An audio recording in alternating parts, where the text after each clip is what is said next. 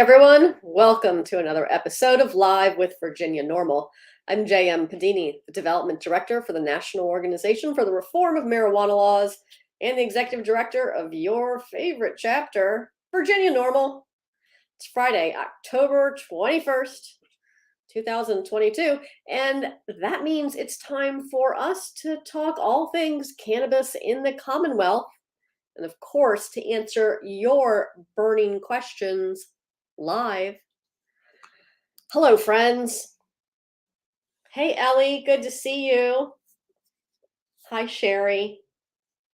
Hey, James, good to see you too. Hello, LinkedIn user. That's all it says for you. Sorry.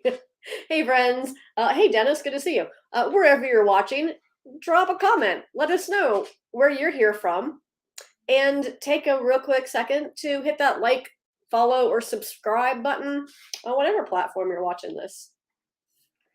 We got some interesting things to talk about this week, friends. I just said interesting, that's all. Just interesting. Let's start off easy. Let's not do too heavy of a lift this early in the show. I did some work with the Washington Post. It was a few weeks ago, actually. And they took a look at what's happening with arrests in Virginia after legalization, marijuana arrests. And what should come as absolutely no surprise to anyone, because this is exactly what we said would happen. Even after legalization, the majority of marijuana arrests are made of Black people, not white people. Marijuana laws were enforced disparately before decriminalization, before legalization, and they continue to be enforced disparately now. What legalization will do is decrease arrests by about 90%, but it doesn't really do anything to impact the way in which that policing is done disproportionately. Marijuana legalization, cannabis policy as a whole, doesn't solve racism. It doesn't solve implicit bias. It doesn't solve disproportionate policing practices. It doesn't solve capitalism. Yet we have these fantastic expectations that it will. But hey, listen, if you take the time to listen to policy experts, they're going to tell you what to expect, and then you shouldn't be surprised when that's exactly what happens. So Washington Post finally published their piece on this. I can see that Cassidy, thank you so much, dropped that in the chat, wherever you're watching, for you to take a look at. We did a follow-up interview, actually did a few follow-up interviews, and NBC 29 has shared theirs with us. I can't remember what the other one is, Cassidy, but it's out there floating around somewhere too. And that's the whole point. Nice computer posture. Okay. Hey, Carrie. Happy Friday to you as well. Hey, Ash in LA. Always an East Coaster at heart. Hey, Lexi in the DMV. That means Delaware, Maryland, and Virginia. For those of you not in the DMV, Lexi's not actually at the DMV. Though if you were at the Department of Motor Vehicles and watching Lexi, I'd want to give you a big high five. Oh, hello, Ariel from Ventura, California, who just moved to Virginia. Welcome. So glad we could legalize it in time for your move. Hey, Jennifer, good to see you. Hey, Daniel. And hi, Bill, good to see you as well. So that's sort of the easy step into this conversation about what's going on with marijuana arrests post-legalization. Now, let's take a look, let's drill down to a more local level. And what should also come as no surprise to anyone, at least those from Virginia, Chesterfield County continues to lead the region in marijuana arrests. Neat.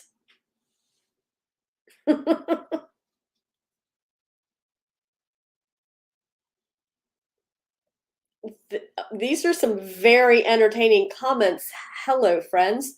Um, I'm not going to read those out loud. So, so yeah, Arresterfield continues to be Arresterfield. Not only rejecting the building permit for a dispensary, medical cannabis dispensary in their county, but also continuing to lead the region in marijuana arrests. Good job. Yeah, of course it's so, Jennifer. Of course it's so.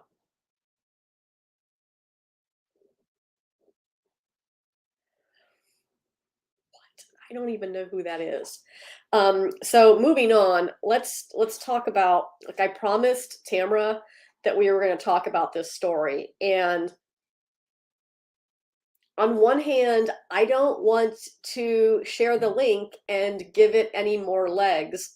So maybe Cassidy, maybe let's not share the link.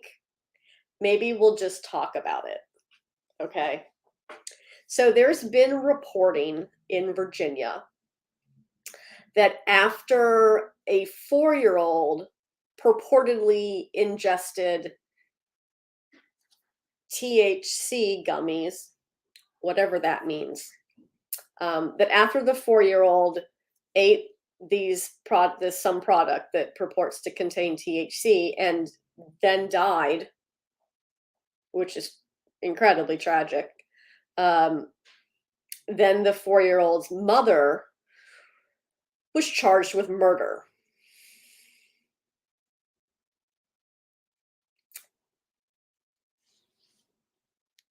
Yeah.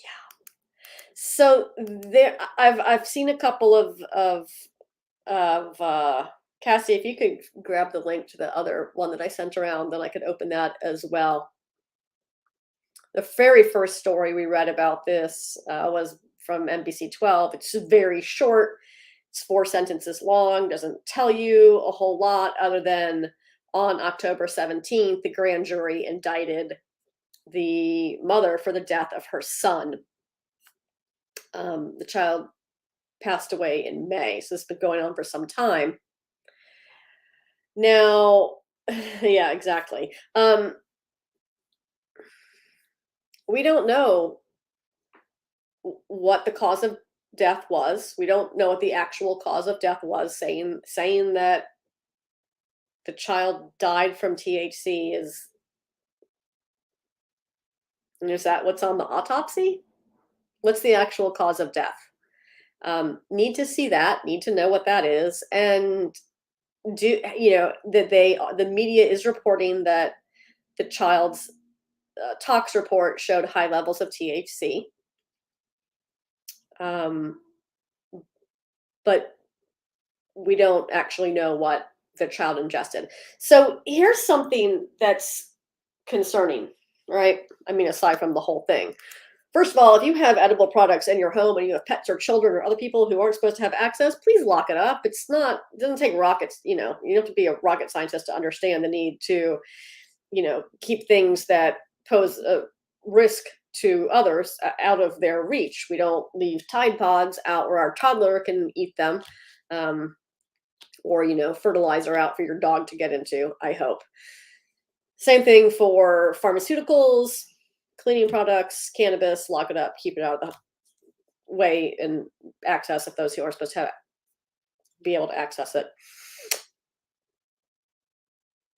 But let's talk a little bit about what the Attorney General of Virginia hoped to accomplish through some budget language, and that was to give authority to the Office of Consumer Protections, which is part of the Office of the Attorney General, to take action on behalf of consumers when they're harmed by unregulated products. I think we all know without reading it that this kid did not ingest $75 worth of um, medical cannabis products, right? It's just not likely to be the situation here. What we have seen an abundance of in Virginia are unintentional poisonings when children and in some instances adults have eaten products that are packaged to look like other brand name candies or foods, and then they contain some amount of cannabinoids. More often than not, what they contain are synthetic cannabinoids. And so the Office of Consumer Protections is supposed to be interested in preventing such occurrences and taking action when things like that occur. So, Attorney General Miyares, what is your office doing about this? What are we doing besides, prosecuting a parent for murder, whether it's murder or neglect, right? I thought that the administration in Virginia cared about these unregulated products that are continuing to pose risk to consumers. So what's going on there? Who is looking at what this child actually ingested and how it was packaged and what it contained and where it was sold? There was a soccer mom whose kid accidentally ingested one of these unregulated products. She's not in jail. There was a daycare owner where kids there accidentally ingested products that contained cannabinoids. I don't believe she was indicted by a grand jury.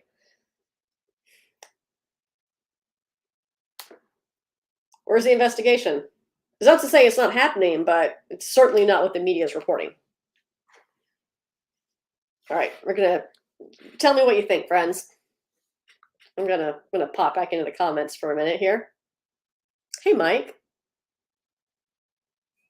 Jennifer, you're right. Everyone needs to do better. Hello, Cheryl in Shasta Lake City, California. Well, that is fascinating. Fred, I don't know that we would say 100% non-toxic. Kind of get what you're saying, but Fonz, I don't know why we're saying guns. Maybe you're responding to someone else's statement, but all I can see is it says guns, and I don't know what you mean. Oh, okay. Hello to you in Canada.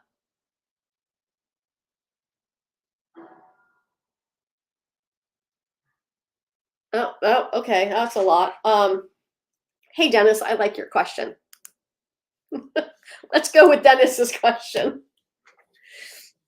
Dennis asks, at what age is it appropriate to discuss cannabis with teenagers?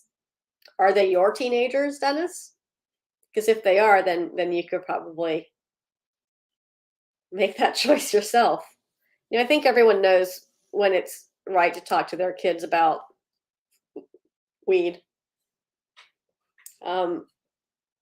Would encourage you to be truthful and honest, because kids know when you're lying, and that doesn't work. Hey, Ruth Ann, thank you. Hi, Dwayne. I kind of like what B's saying here. This is smart. B says, never understood why the names and packages have such childish names and then packaged to look like kids' products. Yeah, I don't understand why. I don't understand that either. But what I can tell you is that no legal regulated cannabis product in the United States is packaged in look-alike packaging.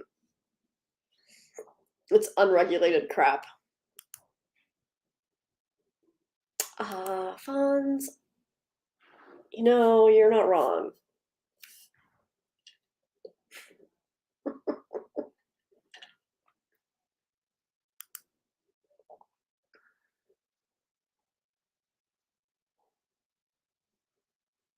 Oh, well, whoever LinkedIn user is, I don't know why I can't see who you are on LinkedIn. I can see who some people are on LinkedIn, but not everyone. Yours just, you can see it.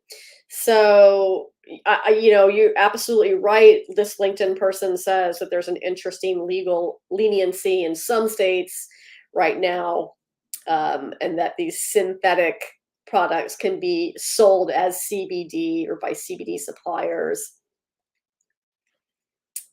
Yeah, that's absolutely what's happening. Gotta make it safe. Hey, Evan, good to see you.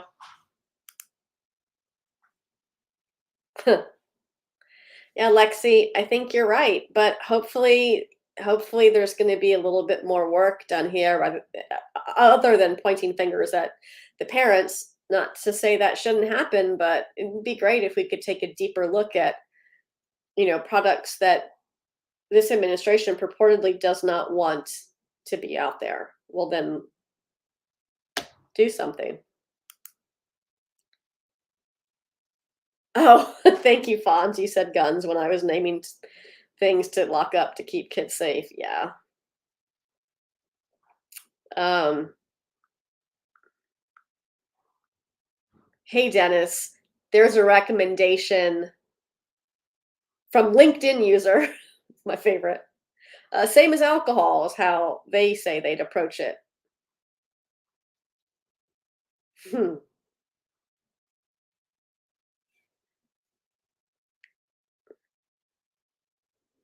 Yeah, hey, that's a valid point. How is it any different from flavored alcohol?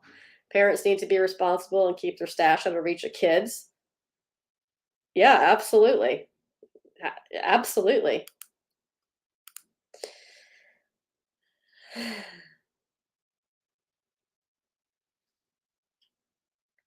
Okay, that's something.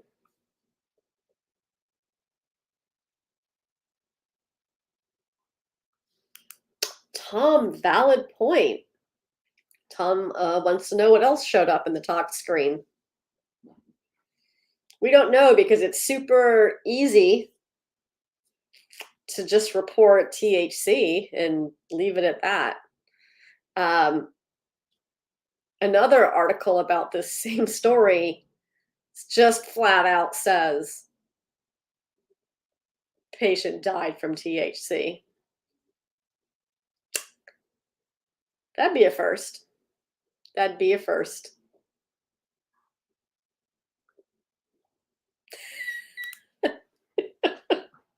Oh, James. A person after my cold, dead heart. Um, this is Veronica, friends, in case you don't know. She's silently whispering hello to you too, James.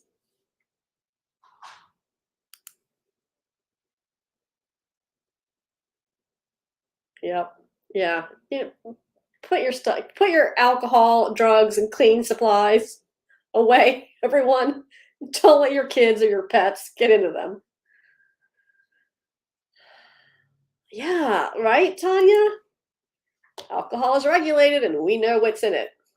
Don't know what's in unregulated products. And it becomes even more confusing to consumers when they see stores that call themselves dispensaries and they know that cannabis is legal in that state and the store says it's a dispensary. And so then they think what's being sold there is in some way regulated for consumer safety, and it's not.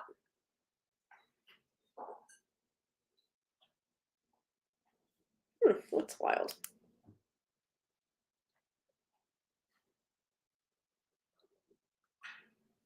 Oh, hey, Ruth Ann has a question about the medical program, and I think this is interesting.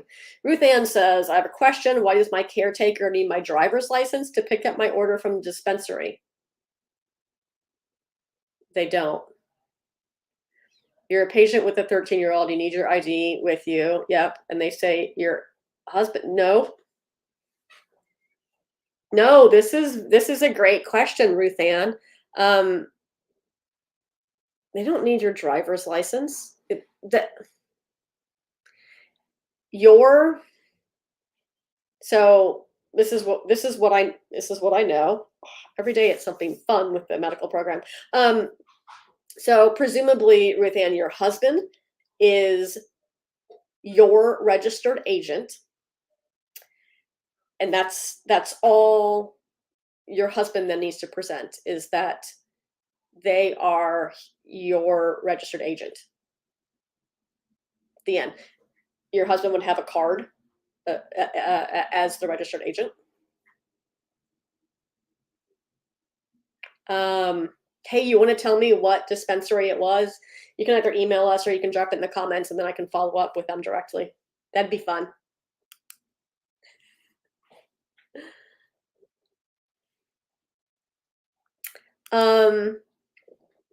Insulin type 1, I'm going to tell you vaping products are zero ass regulated in Virginia. Not at all. The only vaping products that are regulated in Virginia are the ones in the medical cannabis program.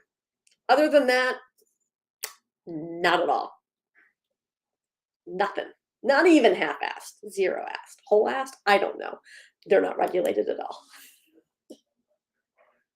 Yeah, hey, Evan makes a good point here. Check for labs. But as Evan well knows, a lab report in and of itself is not necessarily enough because so many bad actors out there use fake lab reports. And all labs are not created equal. Like, if your state doesn't regulate labs, then anyone can open a lab and say, hey, I'm a lab, right?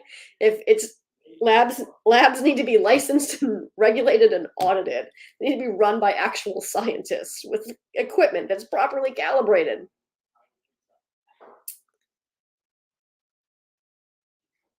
Yeah, so to that, I would say yes. Hopefully, Evan, they're using reputable labs.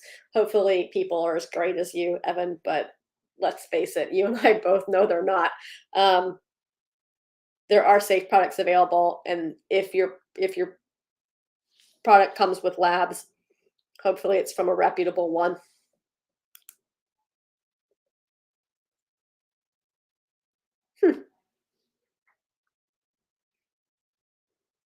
This is a lot of stuff. Food safety plans really ought to be required for all cannabis items. Yeah, so we do that for the medical program. To some degree, VDAX requires certain food safety parameters for hemp products in Virginia.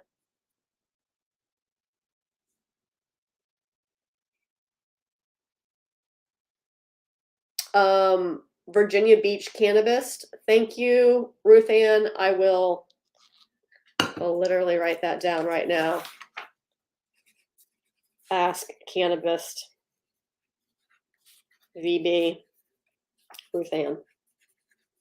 Got it. Hi, Jeff.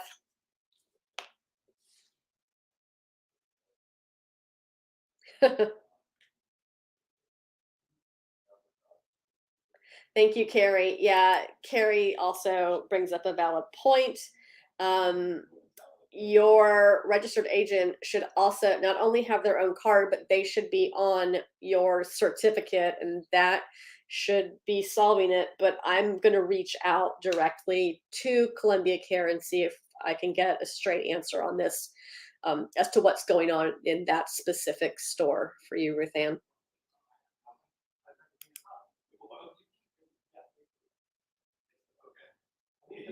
Yeah, I'm thinking that exactly, LinkedIn user. Hey, Marcy, good to see you. And yeah, Marcy brings up a great point. You can buy this fake product packaging on Amazon. You can buy it all over the place. Yep. And that exactly right there, insulin type 1, is another reason why labs matter. We have homogenization requirements for testing of products in the medical program, botanical cannabis included, for that very reason. Top of the plant may have one, because they have a higher concentration, whereas lower parts of the plant are not going to have as high of a concentration. But if your state doesn't require these testing provisions, then it just gets even easier to sort of stick it to consumers. Christy, you're welcome. I'm glad you find them reliable. Oh, hey, Fonz, thanks for bringing that up. I feel like I did that's the other news story I couldn't remember. Hey, that's out there somewhere, Cassidy. I did a news, maybe with Wavy. He was Wavy. Virginia Beach voted to establish a cannabis advisory task force. Thank you for reminding me, Fonz. The request to make up a task force didn't come from within the city council itself. It was an outside tourism group that asked for some work on this. Now, I've since read the scope of the task force, and it's wide. Let's just say that. It's a very wide scope. Apparently, this task force is going to review all federal and state cannabis laws. And when I talked to Amy at what I think is Wavy, I can't remember. When I did this story, I said, hey, that's neat, but no, not but. It is Wavy. I just found the article. So there are a lot. Let's talk about who's supposed to be on the task force. 16 people. So we've got a city council member, a resort advisory commission representative, a resort business professional, a commercial real estate professional, a healthcare professional, a minority business council representative, 2 cannabis industry representatives, a planning department representative, an economic development representative, a member from law enforcement, a civic league representative, a representative from Virginia Beach City Public Schools, and 3 citizens from across the cities.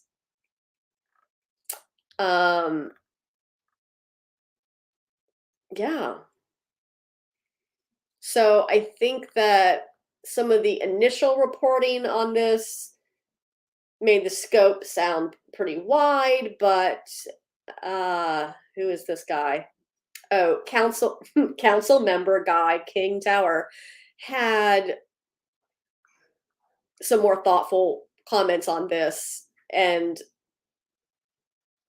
said that they want to take a look at not how cannabis is regulated, but hopefully we'll have a say in where these shops are popping up. Well, here's the thing, city council, they aren't popping up because adult use retail sales are not legal in Virginia. So you formed a task force related to cannabis because of legalization. And then you're concerned about stores that are popping up, except though they're not related, right? And so that was sort of my comment on this task force. Was great that you want to review what's out there. Fortunately for you, we did this 2 years ago in Virginia. You can look at the governor's marijuana legalization report, which is nearly 500 pages, and you can take a look at the JLARC study, which is that has the same parameters as the legalization report. So you don't have to reinvent the wheel. You also further don't have to reinvent the wheel because we already regulate cannabis in Virginia, and that's our medical cannabis program, as you all well know. But what this task force ought to be looking at is all these unregulated entities that currently litter their city and pose significant risk to consumers, visitors, tourists, residents alike. So Again, just what we were talking about 5 minutes ago. You come to Virginia Beach for a vacation, you know that cannabis is legal in Virginia. There's a store that calls itself a dispensary, and you go in there and you buy who knows what. Because you don't know the difference. Why would you? You're just a consumer. So I hope that this council, this advisory group, this task force, really does the work that they need to do. And that's to look at what's already happening in their city, not to get all riled up about what's coming with adult use, because that regulation isn't going to look any different than how medical regulation looks today. We're not reinventing the wheel there. It's going to be the same. You want to know what zoning is going to look like? It's going to look the same. Calm down here for a minute. Thanks for reminding me, Fonz. Yeah, insulin. Can I just call you insulin? Are we that close now? It's exactly what happens. Lab shopping's been a thing in the cannabis industry for some time. Jeff, I'm so glad to hear that. You're welcome.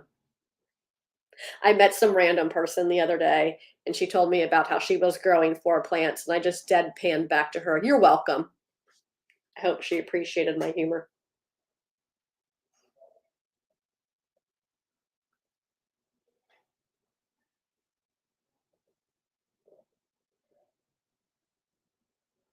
Okay, that I think I understand what you're saying, LinkedIn user.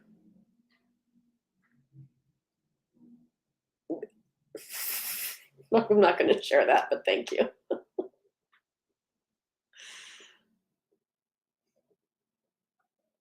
Oh, hey, thanks, B. B says CanaCon was amazing. B came to CanaCon apparently in Richmond. And I'm glad that you found out about it from us and saved $50 from us. You're welcome. And I did talk about it afterward. The panel that we did on a Friday was packed. Evan, I heard the panel you did on Saturday was packed too. Thank you, Jeff. She's delightful, isn't she? Her name's Veronica.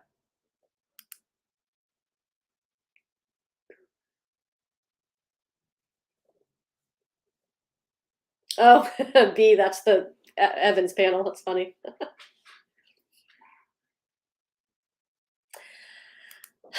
Fonz, yes, G Leaf is supposed to move into that Burger King in Colonial Heights.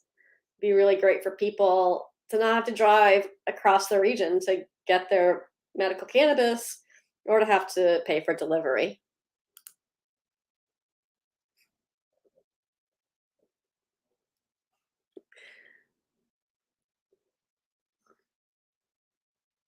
I mean, it's going to take the same amount. I get what you're saying, Fonz, but it's going to take the same amount of approvals that it takes for medical dispensaries. Like, I appreciate people wanting to be prepared, but I think there's a lot of freaking out about the whole process unnecessarily when it's frankly a process that already exists in Virginia. Hey, Drunken Yoda, haven't seen you in a minute. Cheers.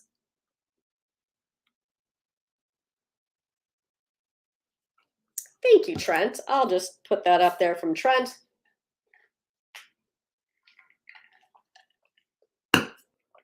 Testing fraud everywhere. Oh, Evan. All right, Evan wants to know if we'll see adult use in 2024.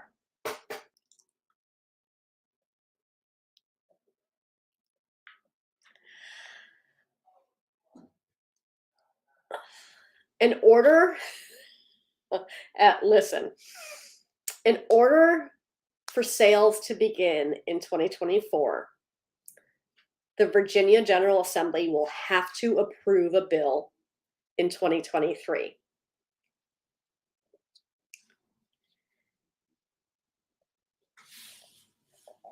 There is not yet a consensus in the House of Representatives as to whether or not they would like to advance such a measure. I'm trying real hard to be gracious and diplomatic. But that's the long and the short of it. The House has to want to pass a bill to license adult use dispensaries. And there aren't the votes today to do that in the House. And the governor is taking an entirely hands-off approach and has basically said, send me a bill and I'll see what I think about it. So there could be sales, but it's a very heavy lift. Now, I think it's an extraordinarily heavy lift to pass a bill that licenses new businesses. I think it's a marginally less, yet still extraordinarily heavy lift to license existing cannabis providers in Virginia, which at this point are medical. I think it's less difficult to allow medical to sell adult use in 2024, but it's still, that would still be a really heavy lift as well. I've been having a lot of conversations recently, and I was having a conversation with a lawmaker who was talking about, oh, well, we got to ensure this, that, and the other in licensing. And I was like, that's neat. Listen, based on recent proposals, there would be 935 total licenses for adult use cannabis in Virginia. 935 licenses. There's 8.5 million Virginians. That's about 0.01% of the population. And that's what the legislature is fixated on. There's 8.5 million Virginians. 935 licenses are what everyone's getting spun up about. Now let's look at consumers. Recent polling says 23% of Virginians have consumed cannabis. Let's dial it down a little bit and let's just go with 20%. Let's be a little more conservative. 20% is still 1.7 million consumers. Now, you all know NORML's not an industry organization. We only represent consumer interests. And so it's pretty repugnant to watch the entire legislature argue like wet cats in a bag over 0.01% of the population. And frankly, might not even be Virginia residents. But they're all worked up about who gets to make a buck first or next off of consumers. Meanwhile, they're doing nothing for consumers. Do you want access to a product that's legal and, hey, already made by people in the state? Sorry, not for you. Keep waiting until we decide who's good enough to take your money. So exhausting. But thanks for asking, Evan. Hey, Lexi. Lexi says, I read somewhere that Glenn Youngkin's administration is taking out some of the proposed social equity measures from the original bill. Haven't read the text. Is this true in my opinion? Yes, this is true in everyone's opinion. And there are some proposed equity provisions that the Republican caucus is just vehemently opposed to. And that is what I will refer to as set-asides for justice-involved people. They would use different words and it would be moderately offensive. Now, is there a way to award points in an application process to those who have been justice-involved? Yes. But that's not the way it's been proposed in legislation. I think a better way to look at it, Lexi, is to understand where we are in Virginia politics and know that we can achieve the same goals if we reframe the language. And I get it, right? I can't wait to hear from the Progressive Purity Caucus out there that's going to be so mad that I use pragmatic language. Wow. If only getting things done were your priority. We can achieve a lot of the same goals by using language like economically disadvantaged, economically distressed areas have already been decided in the state. There are a lot of ways we can accomplish the same goals without reinventing the wheel. And I think you're going to see a lot of that in the 2023 proposals. Thank you so much for asking, Lexi. If you know you cannot get something through one half of the legislature, then why in the hell would you be like, yeah, but I'm only going to do it if this?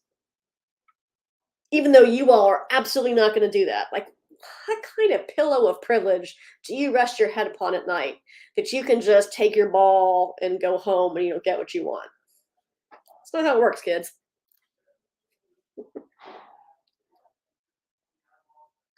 How are our friends doing in early voting? I have not heard, Rick, but thank you for asking and for reminding me to tell all of you that early voting has begun in Virginia and in many other parts of the country as well.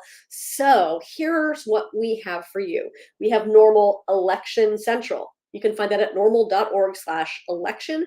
You can read all about the statewide efforts. There's ballot initiatives in 5 states: Arkansas, Maryland, Missouri, North Dakota, South Dakota. All have ballot initiatives for legalization.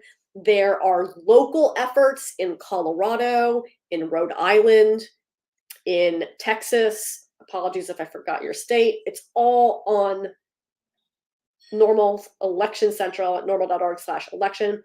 So you can read all about that and get involved to help legalize or prevent retail bans in your state or locality. Additionally, you can register to vote on the NORML website. How cool is that? Just head to norml.org/vote for resources to check your voter registration, update your voter registration information, and to register to vote if you're not yet registered. Third major resource for the marijuana midterms is our Smoke the Vote voter guide. It's at vote.norml.org. It's going to tell you where the candidates on your ballot stand on cannabis issues. It's going to be a little different what the issues are at the federal level versus the state level. So make sure you understand what the grading system is. Grading in Alabama for statewide candidates is going to be much different than grading in, let's say, Colorado for statewide candidates. But you can get all that information on Smoke the Vote. So check that out.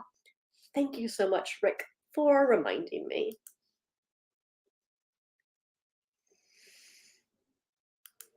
Oh, Evan, thanks for that note. The appeal hearing for G-Leaf in Chesterfield is happening on November 2nd. Can't wait to see how that goes. I think it's super neato that they're Chesterfield County is citing federal law, but only certain federal law. Only certain federal laws matter to them, not the ones that are actually in place. Hey, Wade, happy Friday to you. What did you miss? A lot of me ranting angrily about cannabis policy.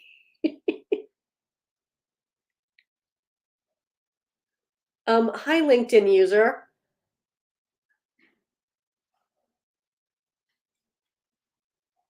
I don't know that you need to convince your brother to use cannabis. If your brother wants to use cannabis, he will. And if he doesn't, he won't. It doesn't really matter.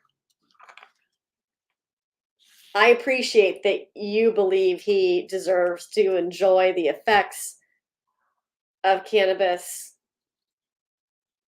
but if you want to support your brother, ask him what he thinks and what his concerns are. That's nice of you to ask. Tanya, I'm just putting that up there because I didn't even have to say it this time.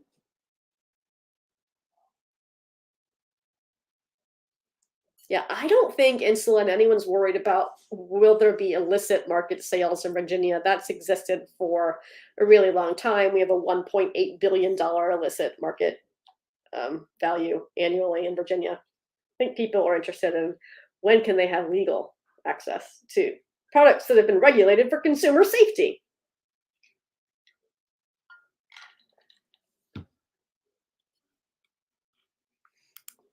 Michael, you would hope that. You would hope that.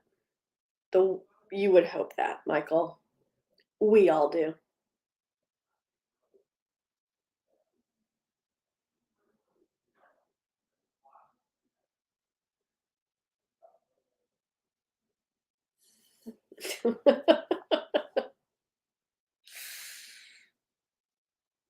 I'm reading comments. Sorry, we all get to sit here and watch me read.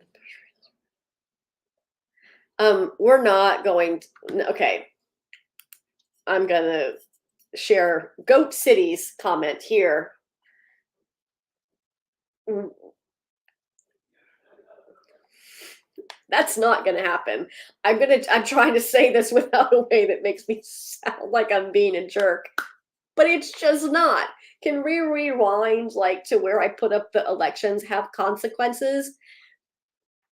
Virginians are so lucky that they have 4 plants. You know how many they had originally?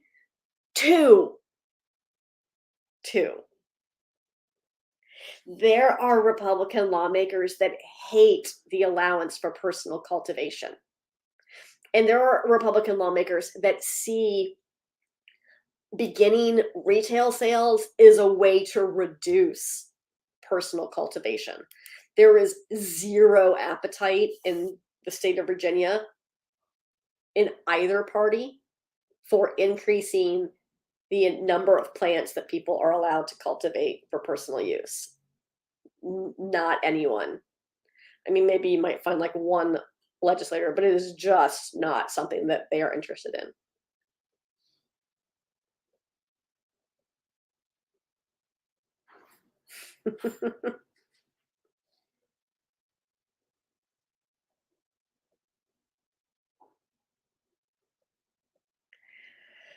um, Lexi, no. I mean,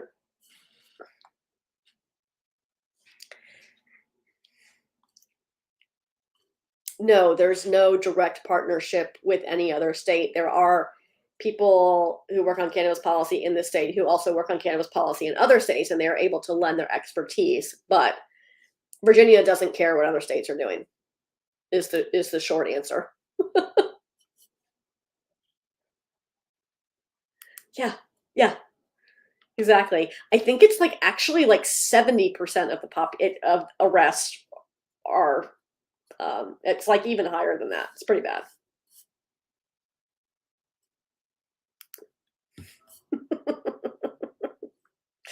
Oh, you all are so entertaining.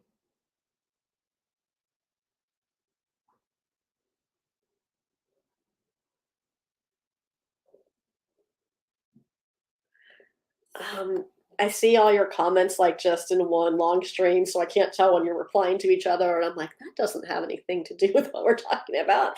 Happy Friday, Kish. Good to see you. Hey, Sean Paul.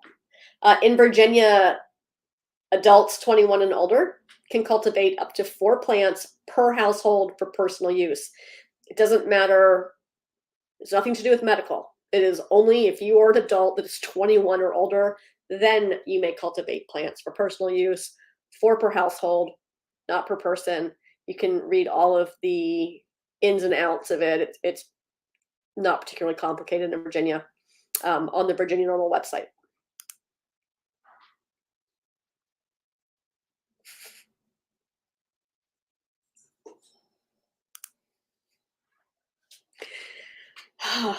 Yeah, Rick. There are 395 ABC stores in Virginia. Well, state-run ABC stores. 93% of citizens are within 10 minutes of one. Wild.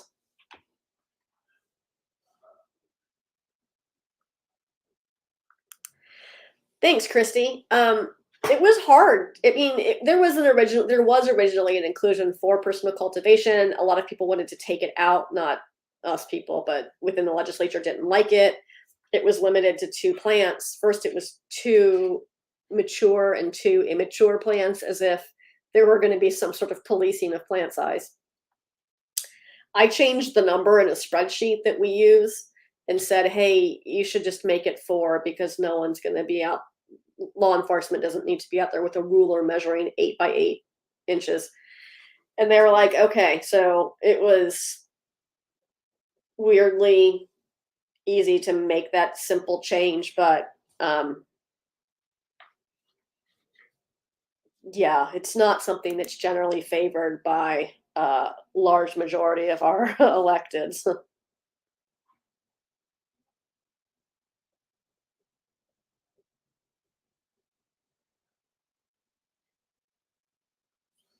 Yeah, James, that's wild.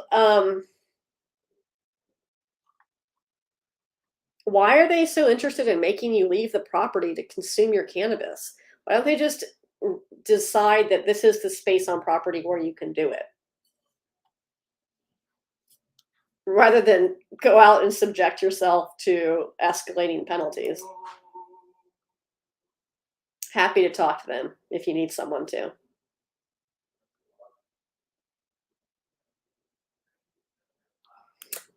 No, Lexi, Virginia doesn't care what other states do. Thanks for asking. Thank you, Alan.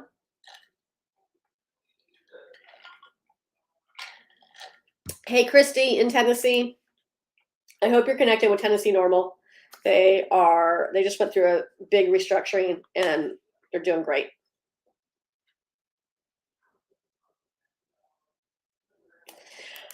All right, I'm glad that I caught up on all of the comments because I didn't think I was ever going to, because someone's having a whole conversation about cultivating plants and nutrients, and good for you all. All right, I want to show you some stuff that we have that is not yet in our Facebook shop, but is going to be in our Facebook shop soon. I probably will stay a little bit late and do it tonight because otherwise, how can you buy these fun things over the weekend and have me ship them to you in time for Halloween? All right, first I'm going to show you this pin. There's also, for those of you who wear Crocs like Cassidy. Oh, I thought that was going to be too easy. Oh, it was easy enough. Okay, for those of you who wear Crocs like the youths do, it comes in a Croc charm, right? And for those of you who are old and don't wear Crocs, it comes in an enamel pin form. I'm going to show you the enamel pin because that's easier. It's a little ghost. Ooh. He's it says hi till I die. So this is the enamel pin version. And this is the Croc charm. There's only like 4 of these left, but we have like 25 of these. I'm going to put them in the store tonight before I leave the office. You're welcome. The Croc charm is 4 and the enamel pin is 5. So those are going to be in our Facebook shop. And I think you can love them even when it's not Halloween. All right, then I'm going to go in the order of like, definitely can go in our Facebook shop to not start. We can put it in our Facebook shop. We have these 2 silicone containers.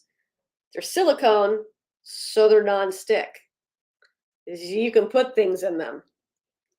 This fall themed one is obviously an acorn. The lid comes off. How perfect for your fall celebrations. This is very, very tiny and cute acorn container. We also have a hamburger, which has nothing to do with fall, but it's also cute. And it's also silicone. The lid comes off. Also, the lettuce and the tomato and the burger come off too. For whatever reason, you need to take those off and rearrange them. You sure can in this silicone container. Now, we have a much larger silicone container, and it's shaped like a pumpkin. Yes, that's technically a jack-o'-lantern. Larger. Going to be in our Facebook shop. Perfect for whatever you need to put in there for your Halloween parties. I think those silicone containers can safely go in our Facebook shop.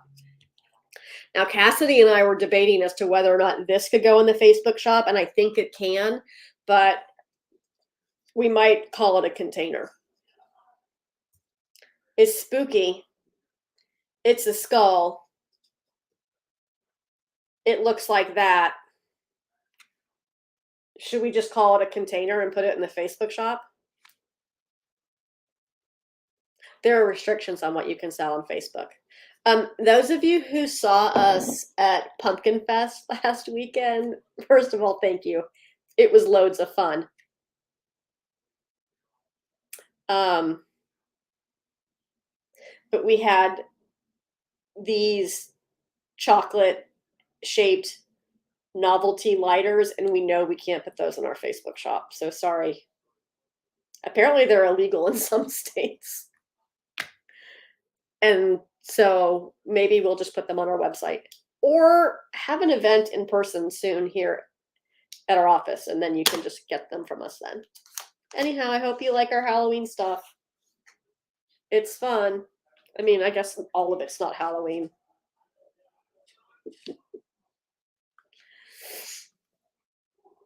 Yes, Wade, croc charms.